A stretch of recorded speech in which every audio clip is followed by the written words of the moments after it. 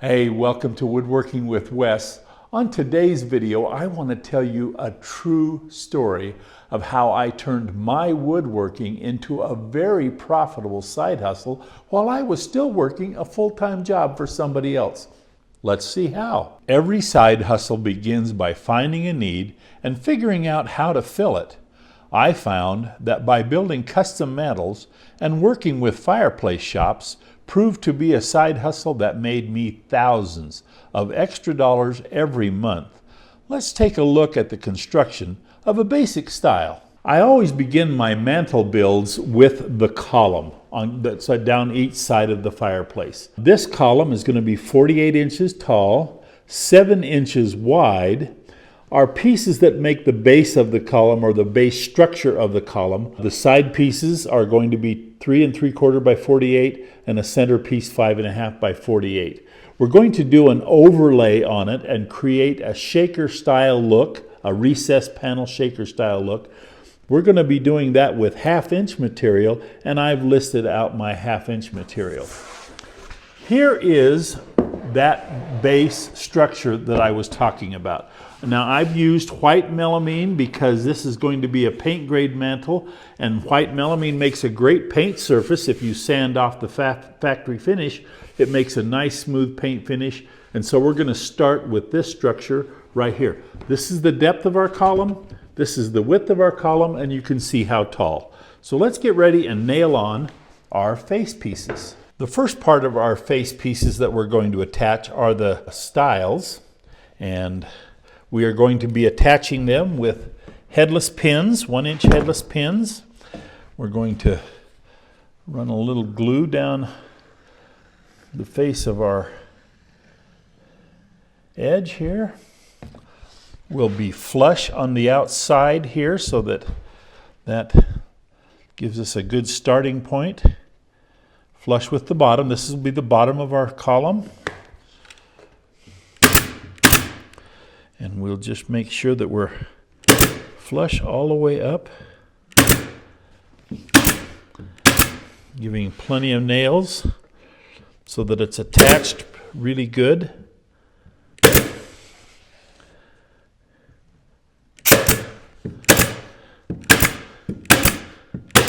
Okay, there's our one piece. Now, our other pieces that we're going to put in. Here's our 6-inch bottom piece. We have a 4-inch mid piece and a 6-inch top piece. Let's start off by putting on our 6-inch bottom piece. This will be the base of our, like I say, the base of our column, and it will have a foot molding that will go around. And so this 6-inch piece that we're putting on here will be not only a part of our face frame, but will also be the backer for our base mold that we'll put on.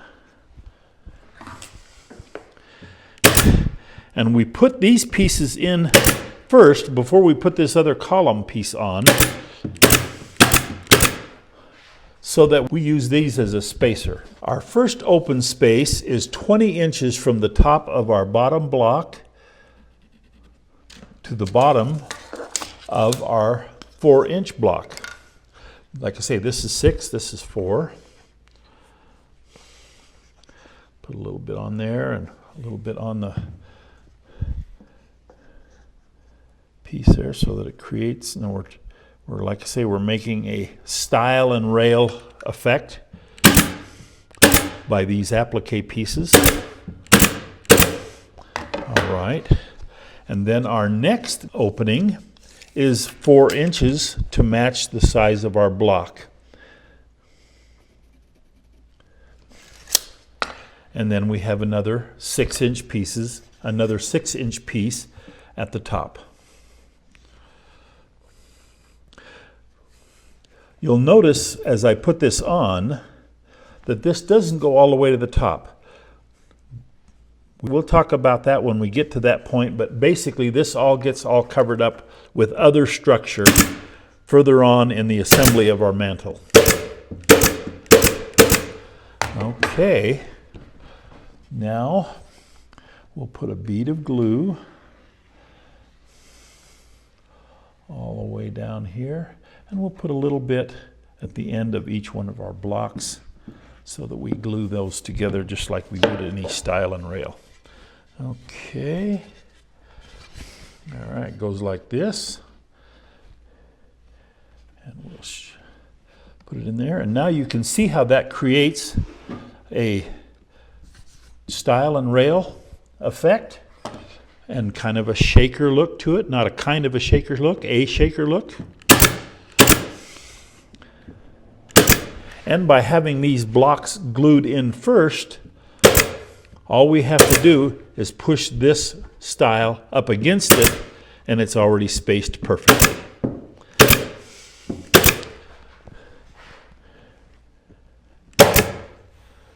All right. Just like that. Then we come back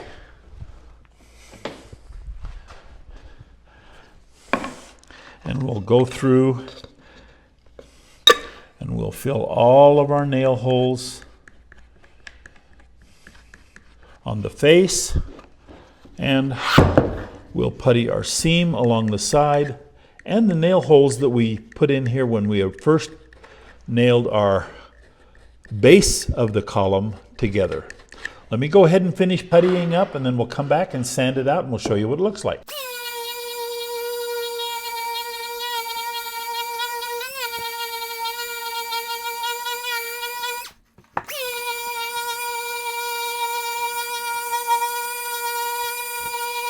You can see how it sands up very nice, very quickly.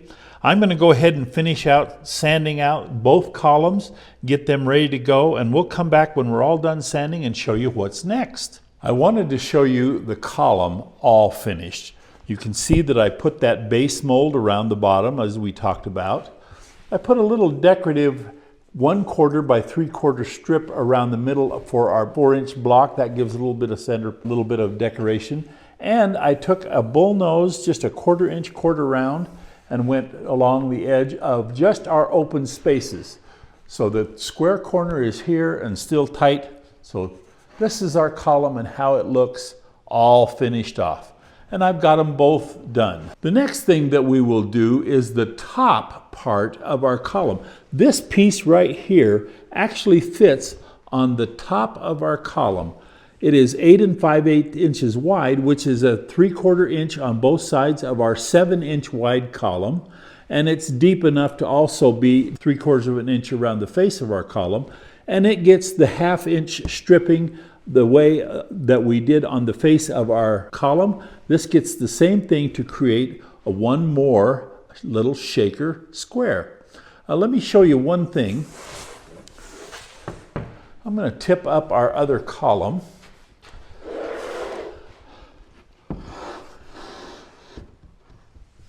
This is just the base part of that piece I just showed you. You can see how it fits over the top of the column like that. We haven't put the little 1/2 inch stripping on it, but that's what we'll do next. The one thing we won't do is we won't do this on top of the column like this.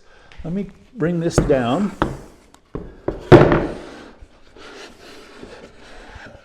This comes off, and we'll be building this separately, and we'll put this piece in between. Now this piece is 34 inches wide, and it will go between these two pieces when we get them built. And then these 3 pieces all hooked together will be hooked to the underneath side of the mantle top itself. And see this space right here that we have here? This is where the crown mold is going to go. Let's go ahead and get our blocks built, our centerpiece built, and tie them together. I'm going to put together the other piece, and I'm just showing you how it does. There's a piece of wood that makes the center part and 2 parts that go on the outside edge. They'll be nailed in from the outside. You can see my nail holes, so a little bit of glue and nail. Then this will be sanded and ready for the face pieces.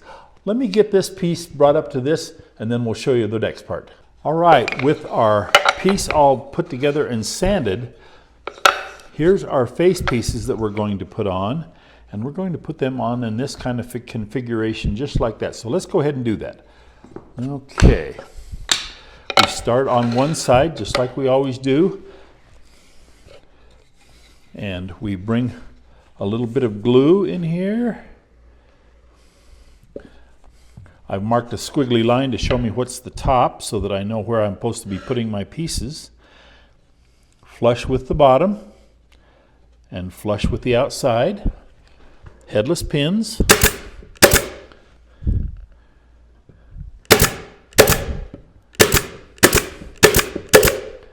Okay, our bottom rail, this is 1 3/4. Our bottom rail is also 1 3/4.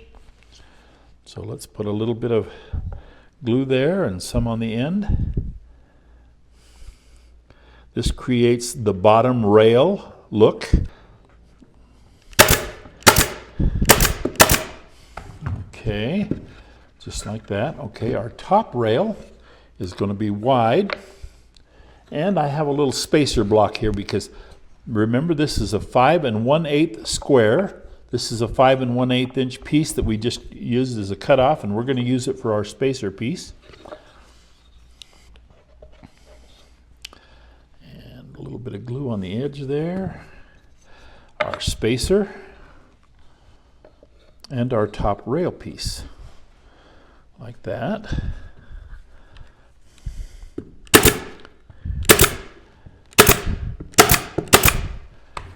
Okay, make sure we got that right. Yes, we did. Okay, and then here's our other outside stile. A little bit of glue, some on the ends, like that. We bring it in there tight. Again, flush with the bottom.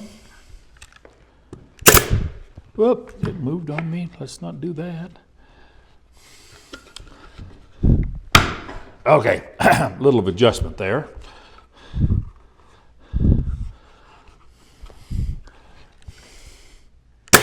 All right, and then we'll pull it tight against our top rail.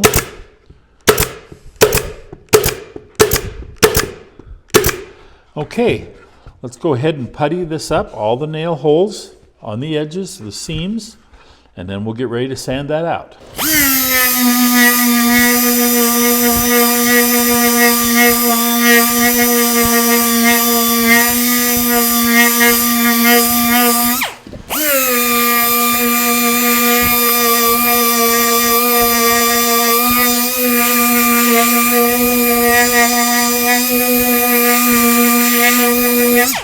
Being as the bottom of this is going to show around, this is where the column comes out. This is going to show. We're going to sand that and clean that up too.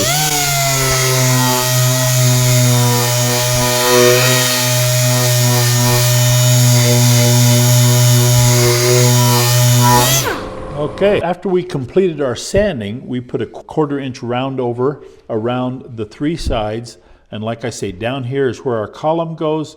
Up here's where our crown mold goes. Let's go ahead and get the rest of it all sanded out. And then we're going to do the piece in between. With our pieces all sanded that go over the top of the columns, this is now the piece in between. And so I went ahead and I finished it out also. It is going to be sitting, let's turn this up like this, and this piece goes like this in between. I went ahead and put it all together because it's the same thing. It has a plywood base and it has the overlay of 1/2 inch to create the paneled effect. And we're going to go ahead and sand that out. We're going to give it a 1/4 inch round over along the bottom to match the other 1/4 inch round over. And then we're going to hook these 3 pieces together. We'll go to that point and then we'll bring in the mantel top and show you how it all fits on. With all 3 of our pieces complete and sanded, I have clamped them together on the back side to show you how it will go together. Let me turn around and show you how it comes together from the back side so you can see how it works. I'll make sure I don't drop it. Okay. When I built this center piece, I built it with a little flange on the side so that I could nail and screw through into my side pieces. That's how it will hold together. And then we're going to be turning it upside down and hooking it to the actual mantle top. Again, I'll turn it around. Through these blocks that I have attached to the inside of our end pieces, that will tie it to the mantle top. So let's go ahead and get this tied together, and I'll bring over the mantle top. Let's put the top on.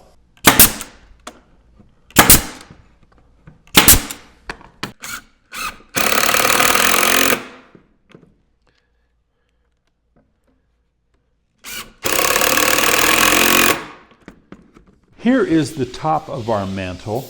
We've cut it to size. We've put a 1/4 inch round over and broken just did a hand round on the bottom edge so it doesn't have a sharp edge. The 1/4 inch round over matches the other 1/4 inch round overs that we've done.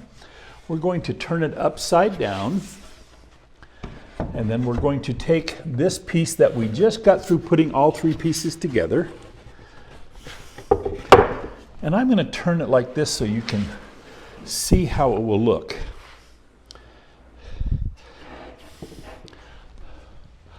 What we'll do is we'll center it and attach it with those blocks on the inside of these side pieces, just like I showed you.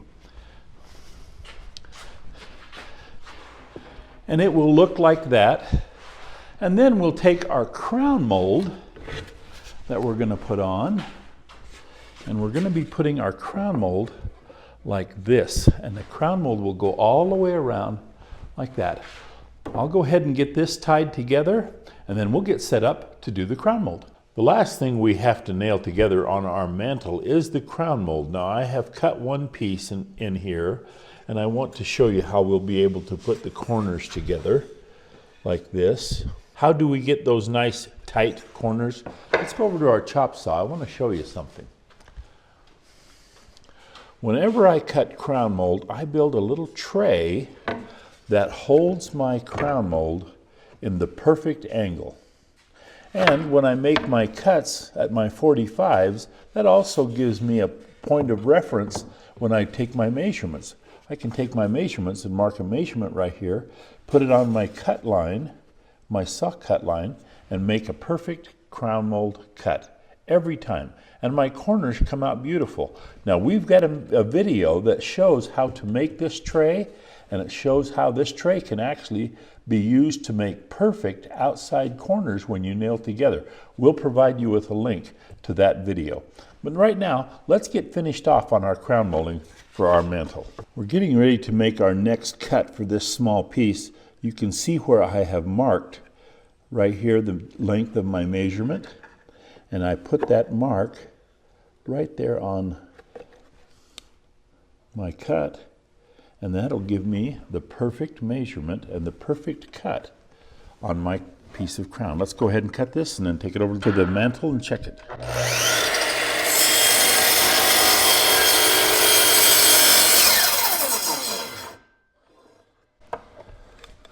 Okay. All right, let's go check this and see.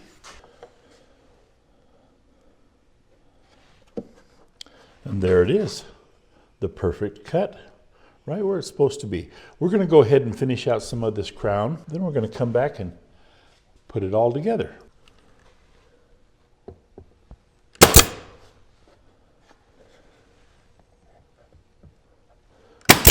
We're using our headless pin gun to nail on our crown.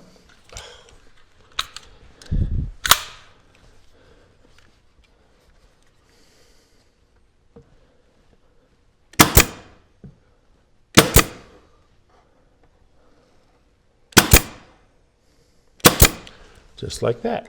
With our crown mold completely installed, it was now time to put the columns in. Now, when I was doing this for a living, I would take my top of my mantle and my columns to the house separately, and screw them together on the job, because that way I could get through any door or any tight place. Let me show you how I did that in the back. From the inside of the column, I just put screws into the structure on both sides and pulled it tight, and that allowed my column to be installed permanently. And like I say, I could do that on the job and make an easy installation. All right, let's set this down on the floor and see how it looks now that it's all together. All right, that looks wonderful. Let's tip it back like that so you can see it a little better. That came out beautiful. Let me tell you a story. I have a true story that happened to me while I was getting started in this business. Now, I was still working part-time, after hours, but as a side hustle. I went to a house that I was recommended to build a mantel. Let me describe it to you a little bit, and then you'll see what happens. The house was getting a gas fireplace insert in an existing fireplace. It had a brick hearth that was raised and brick on this fireplace that went all the way to the ceiling. And they just hated all their brick fireplace. So they had me come over and they had me build a mantel that wrapped around the brick and sealed off part of the brick and then went all the way to the ceiling. So we built a mantel on mantel, is what I used to call them. So it had another mantel effect that went all the way to the ceiling. Well, off to each side of this mantel was a void that was just kind of open. We ended up building bookcases, doors on the bottom and open bookcases on the top. We carried our crown mold across the ceiling. By the time I got all done, my little mantel job turned into $8,000. And that was years ago. So you can see how this side hustle, just building mantels, can turn into a real profitable business for you. I've got stories like that all over the place. Building mantels as a side hustle is a great way to make a business. Now that we've got everything all done and all these different colors of wood showing, let's go out and put a coat of paint on it. Bring it all together. I'll bet it'll look really cool then.